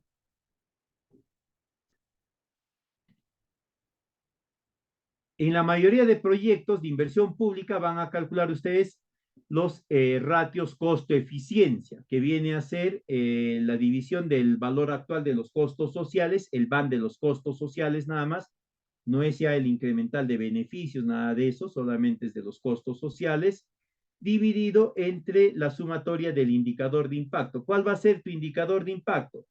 Va a ser la cantidad de productores, de áreas, de servicios que vas a brindar, ¿no? Y es la sumatoria, es decir, tú vas a tener que en el año 1 de funcionamiento vas a tener, digamos, 1.000 servicios que brindas, en el año 2 otros 1.000, y así hasta el año 10 otros 1.000. Entonces, la sumatoria de este indicador de eficiencia, ¿no? La sumatoria, esta sumatoria de acá, será igual a 10.000. Este valor actual neto de los costos sociales lo calculas sacándole el BAN solamente a los costos, es decir, a los montos de inversión, a lo que estás gastando en la inversión, ¿ya? Entonces ustedes lo dividen y acá les va a dar un valor. Digamos que acá el BAN nos sale, acá estamos hablando de 10.000, ¿no? Para que nos quede 500. Vamos a poner acá, a ver, se van estos 4 ceros, nos queda 2, se va nos queda 20, ya, se va así.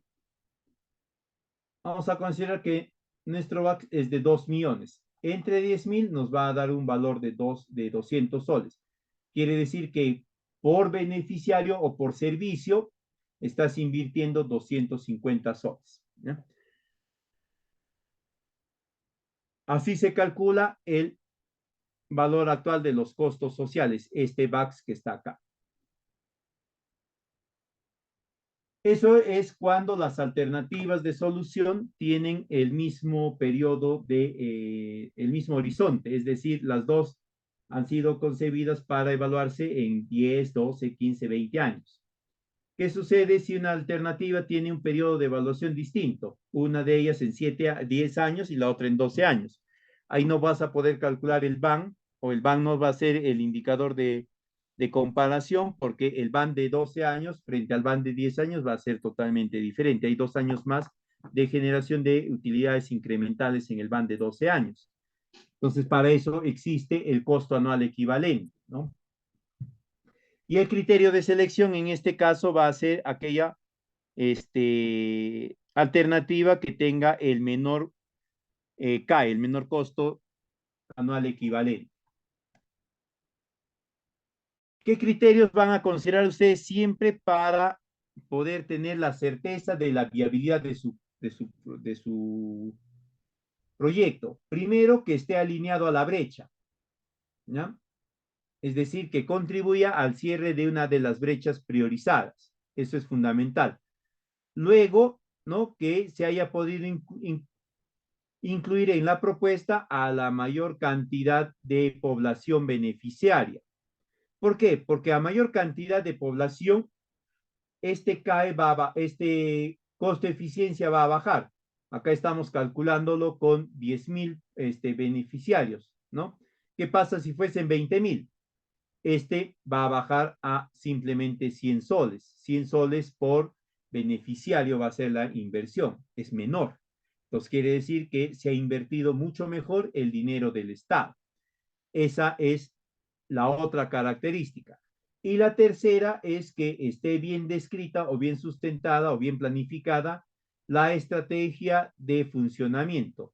¿Quién, cómo, cuándo, dónde va a generarse las acciones y los presupuestos para garantizar el funcionamiento de la inversión, al menos por los 7 años o por el horizonte de evaluación? Va a ser la misma entidad que va a asignar una partida presupuestal especial, va a ser a través de los usuarios, como el caso de saneamiento, ¿no? La estrategia de funcionamiento es a través de los usuarios que van a hacer los aportes a través de la cuota familiar para sustentar los gastos de operación y mantenimiento. En riego es igual, ¿no? La estrategia pasa por los usuarios de riego que pagan su tarifa. En electricidad, algo similar. En residuos sólidos, algo similar, ¿no? La entidad municipal les cobra baja policía a los residentes, ¿no? Para cubrir los costos. Pero hay otros en los cuales no, por ejemplo, proyectos productivos. Ahí no. Ahí quién va a asumir los costos de operación y mantenimiento, ¿no? De la continuidad de la contratación de los asistentes técnicos por 10 años más. La entidad va a ser a través de una alianza estratégica con una universidad, con una ONG, con un colegio agropecuario, o los productores van a reconocer un valor representativo de la visita técnica para cubrir los costos del técnico, ya ahí van a describir ustedes, ¿ya? Ojo, como todos los proyectos ahora están alineados a la brecha, si un proyecto es rechazado, les tienen que indicar por qué lo están rechazando, por qué no es viable, para que ustedes puedan absolver esas fallas, ¿no?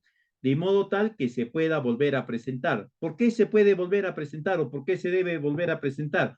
Porque está orientada a una brecha, a una necesidad, a un clamor del pueblo, ¿no? Como diría actualmente el presidente. En ese sentido, es importante y es necesario. Y se tiene que realizar todas las acciones y los esfuerzos necesarios para poder hacer realidad este proyecto. Entonces te van a indicar qué aspectos no has alcanzado o qué aspectos tenías que enfocarlos de otra forma para que lo corrijas y lo vuelvas a presentar. En cuanto a los instrumentos, están los anexos 2, 7, 9, 10 y 11 y los formatos 5 A y B, el formato 6 A y B, los 7 A, B y C que son para IOARS. En cuanto a la ejecución, esta es la etapa en la cual se elabora el expediente técnico o el documento equivalente. Va a ser documento equivalente cuando hablamos de un IOAR, ¿ya? Y va a ser expediente técnico cuando hablamos de un PIB.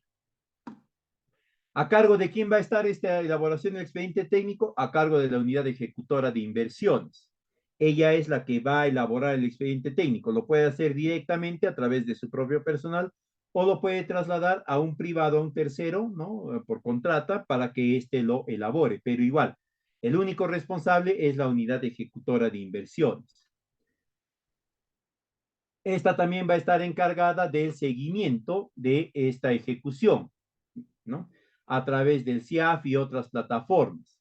Va a estar encargada también de incorporar las modificaciones, tanto a nivel de expediente como a nivel de ejecución.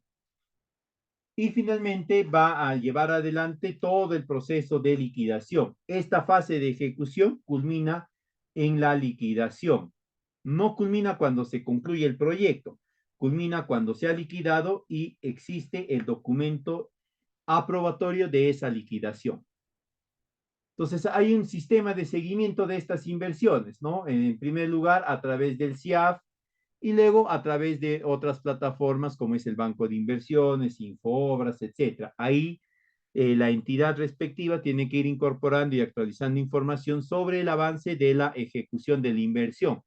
Si ya se contrató al residente, al supervisor, se contrató al contratista, si se le ha dado adelanto al contratista, cuánto de avance tiene el contratista en su primer entregable, en segundo, tercero, quinto, décimo, si ha pedido ampliación, reducción, modificación, etcétera. Todo eso tiene que estar en estas plataformas. Algunas consideraciones que ustedes siempre deben de tener en cuenta antes de iniciar la elaboración del expediente técnico. Primero, que ese proyecto esté en la programación de inversiones, en la programación multianual. Si no está, tiene que aparecer o tiene que regularizarse. De lo contrario, mejor ni formulen el expediente porque nunca va a ver la luz del día hasta que no se regularice la programación multianual. Luego, la viabilidad, la antigüedad de la viabilidad tiene que ser máximo de 3 años. ¿Qué sucede si es que se superó los 3 años? se tiene que actualizar todo el estudio de preinversión. ¿Quién es el responsable? La unidad formuladora. Luego van a verificar la documentación generada en el estudio de preinversión, principalmente en el documento de declaratoria de viabilidad, ¿no? Ahí les van a hacer una serie de recomendaciones, si tienen que ampliar los beneficiarios, el área, tienen que dimensionar de otra forma, tienen que considerar esto, aquello, etc. Eso tiene que resolverse al momento de obtener el expediente técnico. Todas esas recomendaciones, observaciones tienen que estar subsanadas totalmente en el expediente técnico. Si te pidieron que amplíes la población beneficiaria, en el expediente técnico debe aparecer ya la población ampliada. Si te pidieron que hagas un estudio adicional, en el expediente técnico debe estar ese estudio adicional y con ese estudio adicional tiene que haberse elaborado las partidas del expediente técnico. Luego está la pertinencia y oportunidad de la elaboración del expediente técnico, más allá de que esté considerada en la programación multianual, ¿no? El periodo de elaboración del mismo. Y finalmente, la capacidad profesional para la elaboración. Hay que ser bien honestos en aceptar si tenemos la capacidad profesional para elaborar el expediente técnico. Yo soy el responsable de la unidad ejecutora y tengo un personal a mi mando. Este personal estará en la capacidad de elaborar el expediente técnico, digamos, de una represa. No está. Uy, caramba, entonces tengo que contratar a alguien que esté en esa capacidad, porque si no, me van a hacer un laberinto, ¿no? Entonces, eso es importante. Algunos aspectos de atención al momento de elaborar el expediente técnico. Siempre consideren las condiciones imprevistas del terreno. Una cosa es lo que han planteado, lo que han visto en la ficha, y otra cosa es la que ustedes van a ver cuando hagan reconocimiento del terreno y levantamiento de información topográfica. Cuídense bastante de omisiones y errores en los estudios, ingeniería, detalles, presupuestos, ¿no? Para que no nos falten partidas, el presupuesto no esté errado, no nos hayamos equivocado de unidad o de coma decimal, etc. Luego, que todos los estudios y especialidades estén completos. ¿Ya? Eso vamos a verlo en unos instantes, qué estudios y qué especialidades. Otro, que se cumplan todos los marcos normativos, ¿no? Que no haya un marco normativo que se esté transgrediendo o que se esté incumpliendo. Por ejemplo, quieren generar una infraestructura de riego tecnificado para que pueda tener, cumplir con todo el marco normativo, tienen que tener ¿cómo se llama esto? La autorización de lana, ¿no? Tiene que haber la licencia de agua de lana. Si no, no se puede. Si no hay licencia, no se puede. Así sea licencia grupal, ¿no? Tiene que haber una licencia. Y luego el saneamiento físico. Hay una gran cantidad de inversiones que no han podido ver la luz del día porque el área donde se iba a implementar no estaba saneada totalmente, ¿no? Y el proceso de saneamiento se extendió más de lo debido o en algunos casos ni siquiera se pudo completar. ¿Qué más deben de tener en cuenta al momento de elaborar sus expedientes?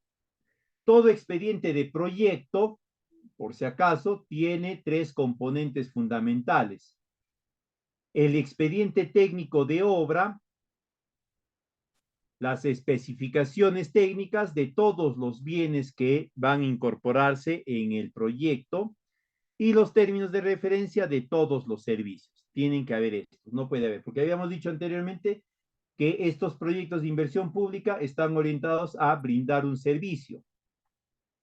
Y el servicio estaba formado por infraestructura, equipamiento y las capacidades de el personal de los usuarios. Acá aparecen los tres. Infraestructura a través de una obra que va a estar plasmada en un expediente técnico de obra. Los equipos a través de los bienes y sus detalles en las especificaciones técnicas, capacidad, potencia y demás, ¿no?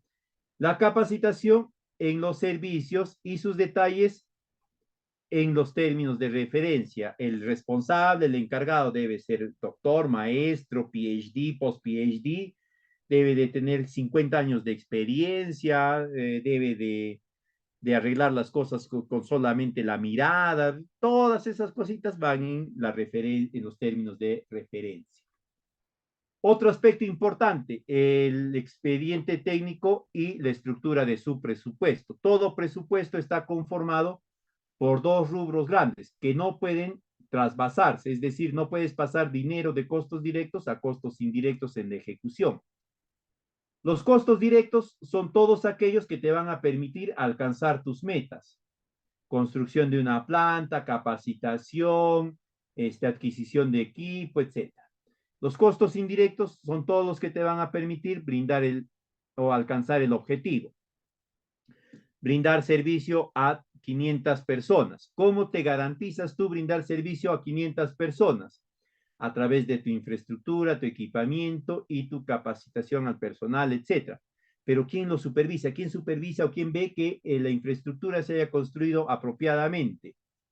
¿No? Acá es donde aparece la dirección técnica que te va a permitir alcanzar el objetivo, llámese residente, llámese supervisor. Todo proyecto de inversión pública en el expediente va a tener sí o sí su rubro de gastos generales. Esto es obligatorio para todos. ¿Ya? Acá aparecen tanto los de administración directa como los de administración indirecta. Todos tienen gastos generales. Utilidad de impuestos solamente lo tienen los de administración indirecta o contrato. ¿Ok? Solamente tienen los de administración indirecta o contrato. ¿Qué más deben de tener en cuenta? No, preservar la concepción técnica de la propuesta. Quiere decir mantener los objetivos y las metas que se habían planteado en la ficha. Si en la ficha decía 500, en el expediente tiene que decir 500. Si por alguna razón en el expediente ahora dice 700, inmediatamente, ¿no?, la unidad ejecutora le comunica a la unidad formuladora que se tiene que modificar la meta también en la ficha, en el estudio de preinversión. Ahí también ya tiene que decir 700. Si la modificación es a nivel de la ejecución, igualito, se comunica a la unidad ejecutora para que haga el cambio en el expediente y también en la ficha, pero en los tres tiene que decir exactamente lo mismo. En la ficha no te puede decir 500, en el expediente 700 y en la ejecución 400. No, no puede haber eso. En todos tiene que indicarse lo mismo. Acá está el contenido básico de los expedientes técnicos, ¿no?, que está formado por 4 grupos de documentos: estudios generales, ingeniería y detalle, y presupuestos y cronograma. En cuanto a estudios, acá está la serie de documentos que tiene que considerarse en proyectos de educación, electrificación, saneamiento, salud, transporte, agricultura, ¿ya? Aparte de eso, la entidad sectorial, es decir, los respectivos ministerios, se reservan la necesidad de pedir algún estudio adicional. ¿Qué estudios son transversales a todos los expedientes? ¿Dónde está? Perdón. Ya. La certificación y plan de monitoreo arqueológico, el estudio de riesgos y desastres, la gestión de riesgos de ejecución de proyecto o de obra, el estudio de impacto ambiental. Esos 4 de este grupo son transversales. Todo proyecto de inversión pública te va a pedir sí o sí esos documentos. En el grupo generales también hay otro conjunto de documentos. ¿Cuáles son transversales? El plan de vigilancia COVID, que bueno, anteriormente era, ya creo que ya está eliminado, y el plan de seguridad y salud en el trabajo, ¿ya? Esos son los obligatorios. Y de ahí está ya toda la memoria descriptiva, memoria del cálculo, especificaciones técnicas del expediente técnico del proyecto en este grupo general. En el grupo de ingeniería y detalles están todo lo que son las esquematizaciones, todos los planos: general, clave, de ubicación, topográfico, de área de influencia, trazado, los planos de arquitectura, los planos de diseño y demás. Todos los planos habidos y por haber. Y en presupuesto y cronograma, que es el grupo cuarto de los documentos que conforman el expediente, está toda la diagramación presupuestaria y programática de avance físico. Acá vamos a encontrar el presupuesto de obra, el que habíamos visto, pero bien disgregadito. Ya puede ser el presupuesto de gastos generales, de costos unitarios, la planilla de metrados, las fórmulas polinómicas, el cronograma valorizado y el programa de ejecución. Todos esos tienen que estar presentes sí o sí. ¿Qué instrumentos van a emplear? El formato 8, ¿ya? La sección B principalmente, que corresponde a la elaboración del expediente técnico. Van a informar ustedes a través de la plantilla de este formato a la unidad ejecutora, ¿no? Los resultados del expediente, qué partidas principales hay, etcétera. Y esta ya va a tener la responsabilidad de poder actualizar en el aplicativo respectivo. La última fase de funcionamiento está orientada, como habíamos visto, a garantizar que los recursos, el capital que se ha generado, se pueda mantener operativo en el lapso del horizonte de evaluación, 10, 20 años, ¿no? De vida útil. Para esto se tiene que desarrollar una serie de actividades, desde el reporte del estado de los activos que se hace anualmente, ¿ya? Lo hace la misma entidad eh, la, la OVMI, la programación de gastos para la operación y mantenimiento, esto siempre en cuando haya gastos que hayan sido comprometidos a ser asumidos por la entidad. Si no está a cargo de la entidad, no, tienen que verificar que los estén cumpliendo los que se han comprometido, la Junta de Usuarios, la JAS, la Asociación de Productores, la comunidad campesina por donde pasa el camino vecinal, etc. Y luego están las evaluaciones ex post. Las evaluaciones ex post son 3 momentos de evaluación en las cuales la Dirección General de Programación de Inversiones, ¿no? Va a evaluar el funcionamiento del proyecto en términos que esté cumpliendo con la prestación de servicios en cantidad, calidad y oportunidad, ¿ya? Esto lo puede realizar en cualquier momento.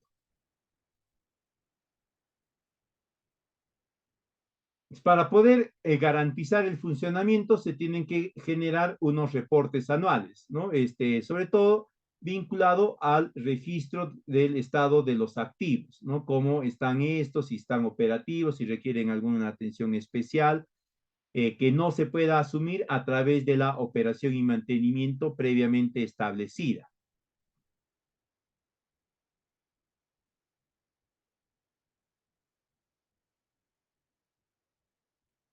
Entonces, lo que se va a buscar es que se genere un proceso de mejora continua en esta evaluación ex post, ¿no? Para que se pueda garantizar que los diferentes capitales que se han ido generando estén operativos al menos en el lapso de tiempo que se había previsto en el estudio de preinversión y en el expediente.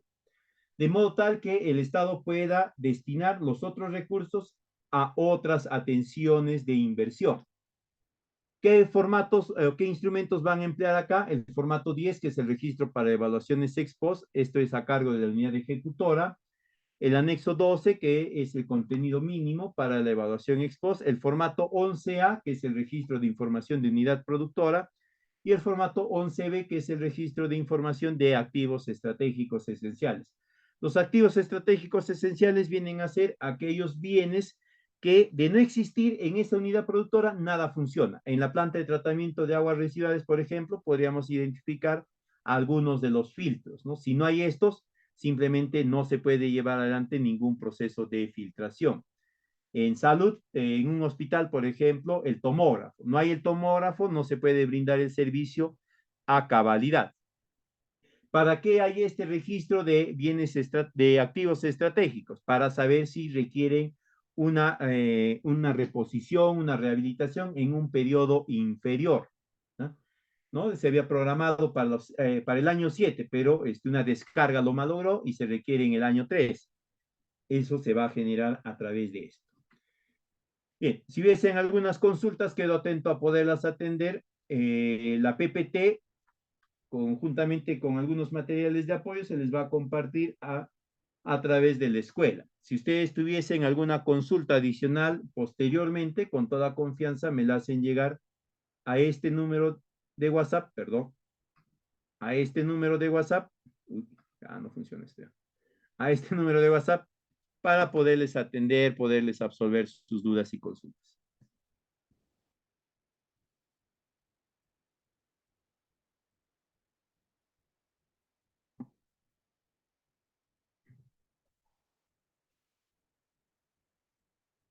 Bien, si no hubiese consultas, muchas gracias por la atención. Espero haberles podido alcanzar algo de información que aclare ciertas dudas, ciertos conceptos que ustedes tenían.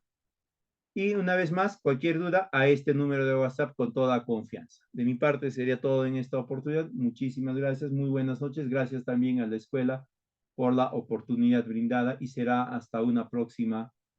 Muy buenas noches con todos.